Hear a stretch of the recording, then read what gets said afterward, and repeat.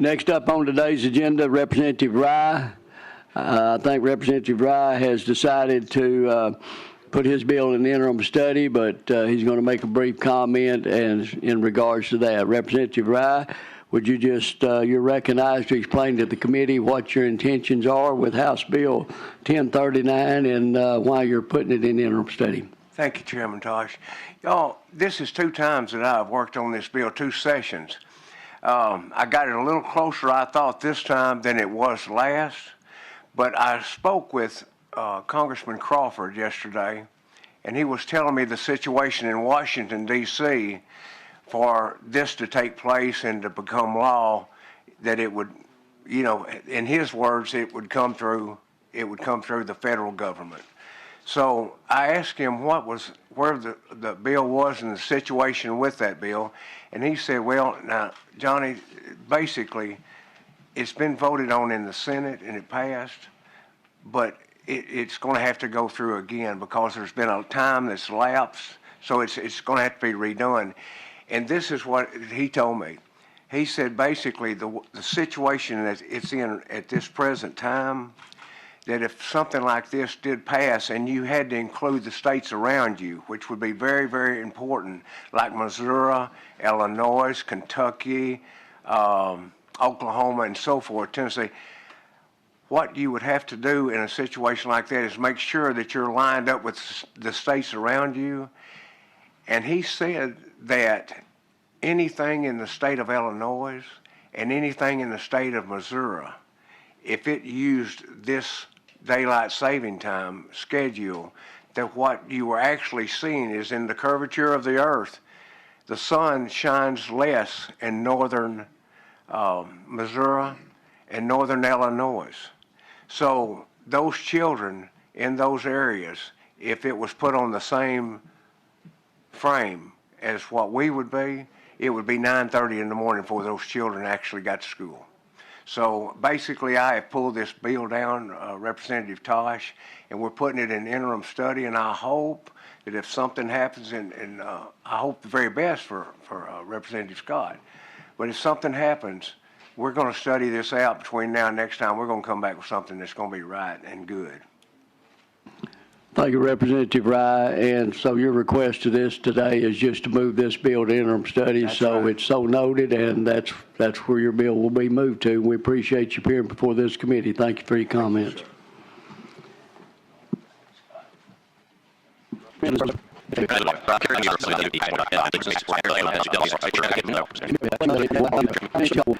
up is Representative Richardson, House Bill 1104. Representative Richardson, just have a seat there at the end of the table, and you are recognized to present your bill. Thank you, Mr. Chair.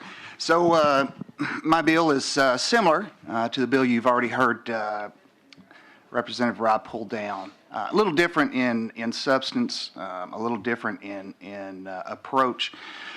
Essentially, right now, just for background and to continue to push forward, we do have the bill that was passed through the Senate at the federal level, providing for the option. That was a unanimous pass in the Senate, and that, to me, is kind of surprising. We rarely get a unanimous pass that happens at that level, but that one did. And the reason that it did was because there are a lot of good reasons and good studies that suggest that daylight savings time provides a much better atmosphere for not only the economy, because people are out longer in the afternoons and going and doing chores and heading out to shop and whatnot, but also for health. Health is a big piece of it, having time in the evenings, afternoons for individuals to get outside, go for walks, take their dogs out, play with their kids.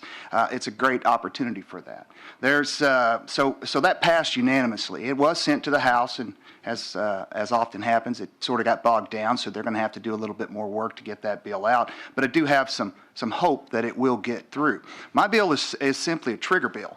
As of right now, it will not change anything, and I think there's been some confusion on that. We at the state level do not have the authority under state law to change to permanently adopt daylight savings time. We could go to to standard time, but we cannot go to daylight savings time. However, the majority by far of U.S. citizens do not like standard time as a permanent adoption. Only about people who said they wanted to stop swapping, only about 15 to 20% would prefer daylight savings time. The rest are overwhelmingly in favor, would like standard time. The rest are overwhelmingly in favor of daylight savings time. This bill would provide for the option for us, or the mandate for us as a state government to move immediately as soon as the federal government allows, whether that's with the current bill sets that are working their way through, or if it's a future law that's passed by the federal government to actually move ourselves over permanently to daylight savings time as a state, providing for those great benefits for our citizens. So with that, I'm happy to take any questions. Any questions from committee members? Representative Meeks, you're recognized for a question. Thank you. Representative, so let me ask this question of you. If we were to adopt a permanent daylight savings time, do you know what time the sunrise would be in Northwest Arkansas in early January? I would give a guess somewhere around that 8:30 time frame, since it's 7:30 now. You're exactly right. So the sun wouldn't rise in Northwest Arkansas until 8:30. Mm-hmm. So that means our kids would be going to school in the dark. And so you'd be okay with that? Well, we have that situation now, Representative Meeks, and I think that's one of the big pieces of this. Right now, you have kids that get on the bus in the dark, and they get home when it's dark pretty much. We have individuals that go to work in the dark and then have to come home in the dark. With moving to daylight savings time, at least we would provide them the opportunity in the evenings to have a little bit of daylight. And that's one of the drivers for not only here in the state level, but the states around us. 3 of the states around us have already adopted this type of trigger mechanism. That includes Tennessee, Mississippi, and Louisiana. We've also seen legislation and attempts in Missouri and Oklahoma. Texas has yet to take that up. Those attempts failed for a variety of reasons, but we do expect, I do expect that most states are going to move. As a matter of fact, pull up my numbers right quick. We've seen states all across, not only in the southern section of the U.S., but also in the northern portions of the U.S. Total of 19 states have already passed legislation that are trigger laws that would provide for an immediate move, and those do include a number of states that are much further north than us. Thank you. Representative Clowney, you have recognized for a question. Thank you, Mr. Chair. Representative Richardson, I've heard concerns from Texarkana, for instance, right? You've mentioned Texas has not yet taken this up, and we've got one town that would be split into 2 time zones. What are your answers to people who have concerns from that part of the state? Thank you for the question, Representative. So, yes, and we have situations across the U.S. We're a little unique here that we sit in the middle of our current time zone, but that's a normal function for a lot of states. I mean, you have Tennessee that actually has, I guess, 2 different time zones in there, and they have the same kind of challenges. So, yes, there may be some challenges, although Texarkana is in Arkansas, so it would be on Arkansas time. If they had to travel over into Texas, it would be an hour's difference for them to start work potentially, or they potentially could start work at an earlier hour. That would obviously be up to them and their employers. But this is not a unique function across the U.S. This is something that's fairly normal in a variety of different time zones. And we already have a state, Arizona, that's selected standard time permanently. And so all of the states around them continue to adjust and swap back and forth while they stay permanently. And it's worked out fine for their citizens.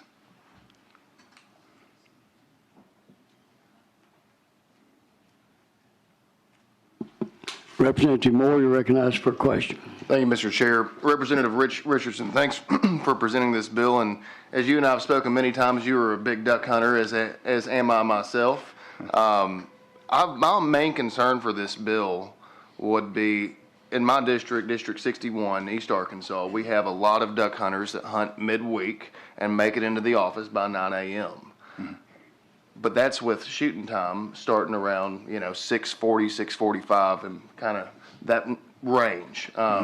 If you would push it back to around 7:42 or thereabouts, these guys aren't going to be able to duck hunt in the middle of the week and still make it to the office by 9 a.m. And that would tick off a lot of my Riceland and producers and all my guys that I'm buddies with. And then conversely, in the evenings, the deer hunters can go, and shooting time stops around 5, shortly after 5 or 5:20, between 5 and 5:30.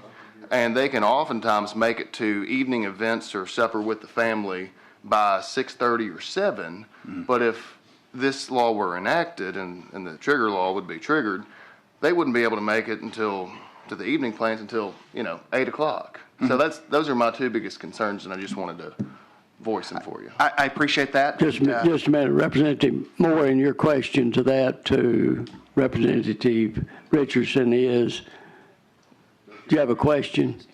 I know you made a statement, but your question is, how would that affect the time change? How would that affect Okay. those individuals I'm talking about? Yeah, Thank you, Representative. Thank you, Representative Moore. So my statement to that is that some of my best duck hunts have been in the evenings, and having that extra hour in the evening to hunt ducks would provide me some of that opportunity after work to get out when it's still daylight and do those things. And I will tell you that having bow hunted during daylight savings time early in the season when it's still on, it gets dark late and you come in late. So yes, but I'll also speak to farmers, and I know there's different kinds of farmers in East Arkansas. You have row crop farmers that sun up to sundown, full-time farmers.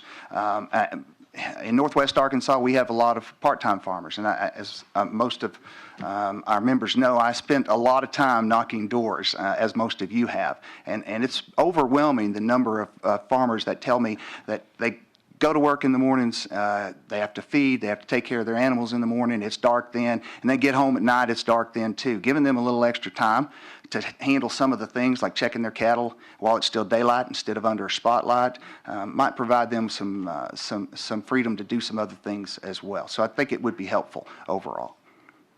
Thank you. Representative Carr, you're recognized for a question. Thank you, Mr. Chair. So one of the things I'm hearing today is that we have potential change on the horizon and potential non-change. You had mentioned earlier that there were some states that have already adopted trigger laws. So in the event that we were not to adopt your bill, then wouldn't we still have to make changes in Arkansas? It depends on the legislation. Thank you, Representative Carr. It depends on the legislation that comes out of the federal government's finagling of the wording. So the reality is, eventually we will. This is going to be approached again, and at that time we're going to need to address it. I think the climate is such at this point, and it continues to show in a variety of different polls, that the overwhelming majority of Americans want to stop swapping back and forth. They either want to be on standard time or they want to be permanently on daylight savings time. And so at some point we're going to have to address that as a state. This simply addresses it now, gets it out of the way, and puts us in a position to take on what the majority of our citizens currently want anyway. Thank you. Recognized for a follow-up. Thank you. So basically what would happen is if we didn't have a trigger law, but they did, we would still have to adjust our times to accommodate the other states, right? It depends on the language that comes out of the federal government, but yes, that's a potential. Representative Carr, I think, brings up a good point. We're running this as a trigger law without really knowing the provisions that's going to be provided by the federal government. So if they pass something at the federal level, we really don't know if this legislation is going to align with that, what we could opt in or opt out. So are we kind of getting ahead of the game by going ahead and passing legislation before we know all the provisions that could come from the federal government if they make that change? Thank you, Mr. Chairman. That's a good question. I'll approach it this way. I would not suggest that we're getting ahead of the game, and if we are getting ahead of the game, we're Arkansas, and it's okay for us to be out there and lead. I'm all for us leading as a state. As far as what could come out, we've got two options.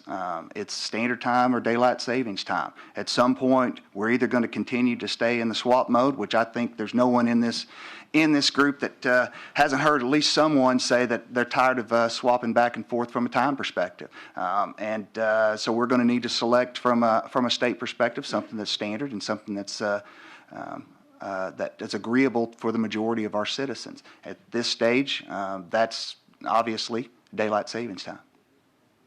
Okay, thank you. Any further questions from committee members? Seeing none, we do have someone signed up to speak against the bill. Luke Story, Representative Richardson, if you just take a seat there to the side while Mr. Story takes his seat at the end of the table. Mr. Story, if you would, just identify yourself for the committee members and who you represent, and I understand you're speaking against the bill. Good morning, everyone. My name is Luke Story. I'm president of the Arkansas Broadcasters Association. Thank you, Mr. Chairman and distinguished committee members for allowing me some time to speak on the bill. I'll keep it brief, but I really think our main sticking point is the border city provision that is painfully absent from this bill. I mean, I'm looking at my notes here, but there are a few that, West Memphis, El Dorado, Fayetteville, Texarkana, those are all border city that would be steeply impacted by this, particularly from a marketing and a business standpoint when it comes to media and broadcast. And I've spoke to Representative about this, but we have an AM radio concern as well. There's approximately 138 AM radio stations in the state of Arkansas, and they are all required by the FCC to power down at sunset and power back up at sunrise. And so if this bill were to be passed as is, it would cost those 138 radio stations valuable drive time. Moving that drive time hour back an hour would cost them substantial revenue, and it would be potentially catastrophic as far as some of those stations to be able to remain operational. I think all of us here, I'm very affectionate towards sports, and so if you're looking at it from a live sports perspective, those would be impacted, and in particular, the very lucrative television broadcast rights that a lot of our university sports depend on to help fund their programs. That could be potentially lost because of the programming adjustments that would have to be made. They'd have to move up those start times, and they'd have to adjust all of that, and that is applied to all sports programming, Olympics, and everything. Those are infrastructures that have been set in place for a very long time, and as we've all been made aware, none of this will take effect without congressional approval. Rubio's bill did pass last session, but as far as all the insight I have, there's been no reintroduction of any bill in this new session. I ask for your consideration of these concerns. Happy to share any of our insights, any literature that you might need to gain some further understanding, and happy to take questions. Representative Richmond has a question for you, Mr. Story. We recognize for your question. Thank you, Mr. Chair. Concerning the loss of revenue, potential loss of revenue if this time changes eventually, what happens now when we go back to daylight savings time in the early part? I don't know when we're changing this time, March or something like that. In the early part of the time change, where the stations may very well still be in that federal requirement of powering down. Do you lose revenue then, or how is that affected, or what impact does that have? Because early on, when you do daylight savings time, it's still dark. So, thank you, Representative, for the question. If I understand correctly, those adjustments have been set in place since the 1960s when the amendments to the Uniform Time Act were passed. So that's been set in place for a while, but it's all based on sunrise, sunset. So when the sun rises, they are legally permitted to power up. Moving that sunrise back, I mean, the people are still expected to show up at work at the same time, but the sunrise would change. So that's our concern. I mean, people would be commuting at the same time, but then the sunrise would change. The sun would rise an hour later. People would still be expected to report back and drive to their work at the same time. Follow up, Mr. Chair. You're recognized. I don't think, when you say sunrise will change, I don't think the sunrise changed, but the time frame that we control changes. And again, the question is, you power down when it's dark. When you do the change, daylight savings time change early on in the spring, then it's still dark. Does that have an adverse effect upon the revenue of the different AM stations and things that are out there at that particular point in time during that early time change? Currently, no. And that's because of the infrastructure that's been set in place a few decades ago. But our concern is that infrastructure would have to be adjusted because most of those stations are already well equipped to recuperate what might be lost. One more follow-up, Mr. Chair. You're recognized. What if the federal government goes ahead and passes legislation and it does change? You're talking about infrastructure, probably the protocol that you currently follow, you're going to have to go in and change that in order to accommodate that, correct? So if the federal government does change and it is adopted, then you're going to have to go in and change the protocol about powering up, powering down, and all that other stuff to accommodate. So,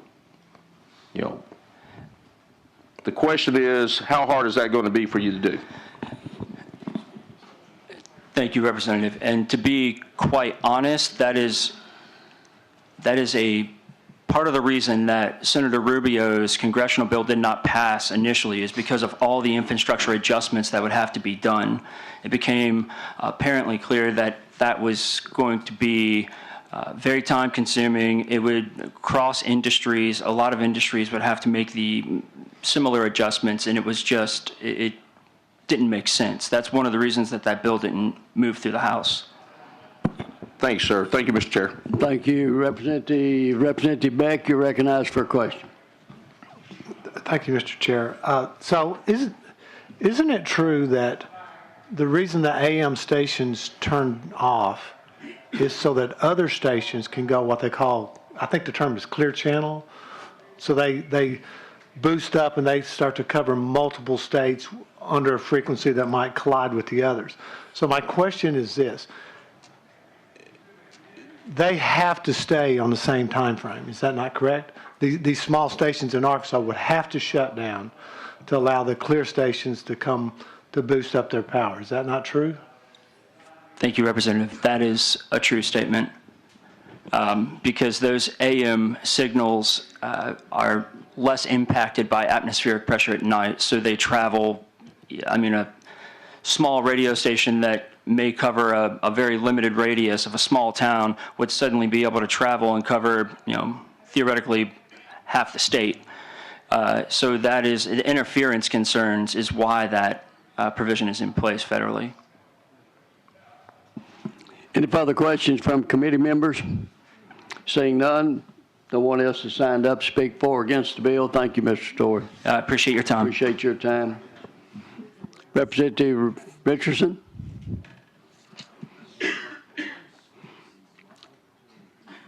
Representative, you're recognized to close with your bill. Thank you, Mr. Chair. I do want to kind of talk through just a little bit for some clarity purposes around the AM stations. It's my understanding, and talking with Mr. Story, Mr. Story. Yeah. So talking with them in some detail last week, that some stations do have to power down completely. Other stations simply turn back the amount of power associated with their reach. And not to get too technical, as most of you know, I do have a technical background, so I've studied these things both from a collegiate perspective and also since. The idea is that because of lack of atmospheric interference, the radio stations can travel significantly, specifically AM, can travel significantly further. By reducing the power, the output, you actually can cover almost the same amount of territory and potentially even further because you have less interference. So I appreciate that. As far as specifically addressing the lost revenue associated with drive time, I know that we have drive time in the evening as well as the morning. That would be some opportunity to pick up that additional revenue and potentially offset those challenges. Right now, a lot of that drive time, if not most of that drive time, would be after dark as well. And so it's one side or the other, I feel like, from that perspective. Beyond that, from a scheduling challenges associated with sporting events, I always like it when we get an Eastern time zone sporting event that happens before I get off of work and have to deal with that challenge. So I think that's something that's fairly normal. But overall, I think this is a good bill. It's a good step for Arkansas, especially for our citizens' health and overall well-being from a mental state. So I would appreciate due pass from the committee. Committee, Representative Richardson has closed with his bill. What's the pleasure of the committee? Representative Carr? Motion due pass. Have a motion of due pass. Any discussion on the motion? Representative Meeks, you're recognized for discussion on the motion. Thank you, colleagues. I'll try not to make this too long, but I do want to address a couple points that the representative said and why I am vehemently opposed to this bill. First off, Senator Rubio did try to pass the Sunshine Protection Act back in 2022. It did pass overwhelmingly on a voice vote. However, not surprisingly, most senators were unaware of what they were voting on, and afterwards, many of them said that they were opposed to this. So that's why when it got to the House, of course, the House is much more attuned to what's going on, and it didn't go anywhere. Another concern that I have is he's correct on most medical people say that we need to stop the back and forth. And the vast majority of Americans, I think, support that premise that we need to stop the back and forth. The dispute is always which one do we go to. The American Academy of Sleep Medicine holds the position that, quote unquote, seasonal time changes should be abolished in favor of a national year-round standard time, and that standard time is the better option than daylight savings time for our health, mood, and well-being, and many other medical professions hold to that. Standard time is actually natural time, whereas daylight savings time is us tricking ourselves into doing things an hour earlier than we otherwise would. So daylight savings time is actually a manipulation of what national time was. And some of you that are here that are my age or older may remember that back in the 1970s, we did go to a national year-round daylight savings time. Prior to them going to the national year-round, 79% of Americans supported permanent daylight savings time. But after only 1 year, that support dropped in half, and they went back to our current situation of back and forth. So they tried it back in the 70s, and it didn't work, and that's how we ended up going back and forth. The last point I'll make is this, and I think Mr. Tosh already spoke on this, is I don't think Congress is ever going to allow daylight savings time because, especially in the more northern states, it puts the sunlight rises later and later and later. And it could be 10, 20, 30 years before this is allowed. And I'm of the mind that if Congress at some point in the future does allow it, that General Assembly at that time needs to be the one that takes up the issue, not us here 20, 30 years looking back. And so with that, I'm going to be opposed to this bill and would ask that you would join me in your opposition. Any further comments on the motion of due pass? You have a comment on the motion you made the motion of a due pass, Representative Carr. Yes, So yes, sir. you have a motion, you have a comment on your own motion? I do. Just a quick thing. One of the things I just want to clarify with we have several states right now that have made they have made the trigger law, and Arkansas doesn't. So if we get in the situation where some of the states around us have daylight savings time and we don't, you may have the situation still where the border cities and such have to make the adjustment on the account of the other states. Any further discussion on the motion of a due pass? Seeing none, all in favor say aye. All opposed say no. The bill has failed. Thank you, Representative Richardson, for appearing before this committee. Thank you, Mr. Appreciate Chair. your time. Thank you, Ken.